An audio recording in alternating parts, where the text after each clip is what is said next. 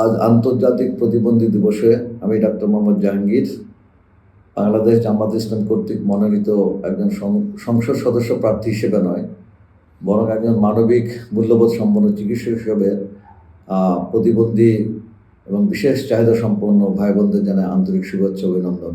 আসসালামু আলাইকুম রহমতুল্লাহ বারাকাতুহু। আমি একজন প্রতিবন্ধী সন্তানের পিতা, সেই হিসাবে প্রতিবন্ধীদের বিষয়ে আমার একটা বিশেষ মনোযোগ আছে। প্রতিবন্ধিতা কোনো ব্যর্থতা নয়, বরং মহান আল্লাহর সৃষ্টি কৌশলের একটা সংযোজন মাত্র। তাদেরকে যদি সঠিকভাবে গড়ে তোলা যায়, তাদেরকে যদি সরকারি সুযোগ সুবিধা এবং অগ্রাধিকারমূলক যদি ব্যবস্থা নেওয়া যায়, তাহলে তারা সম্পদে পরিণত হতে পারে। এই জন্য আমাদের প্রয়োজন তাদেরকে একটা সুন্দর ব্যবস্থাপনা দিয়ে এগিয়ে নিয়ে আসা। আন্তর্জাতিক প্রতিবন্ধী দিবস এটা শুধু একটি দিবসই নয়, বরং একটা সচেতনতার আয়না।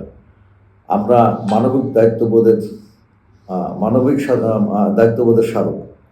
প্রতিবন্ধী দিবস উপলক্ষে আমরা প্রতিবন্ধী সমাজ গড়তে চাই।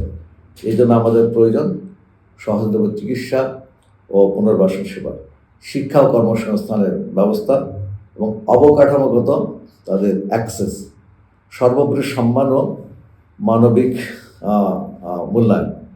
আমাদের উন্নয়ন তখনই সফল হবে যখন বিশেষ চাহিদা সম্পন্ন ব্যক্তিদেরকে আমরা সমাজের মূলধারায় নিয়ে আসতে পারব। এই জন্য আমরা আসুন আজকের প্রতিবন্ধী দিবসে আমরা একটি অন্তর্ভুক্তিমূলক রাজশাহী করি এবং আমরা সবাই এগিয়ে যাই সকলের উন্নয়নের এই কামনায়। আল্লাহ হাফিজ। আসসালামু আলাইকুম রহমতুল্লাহ।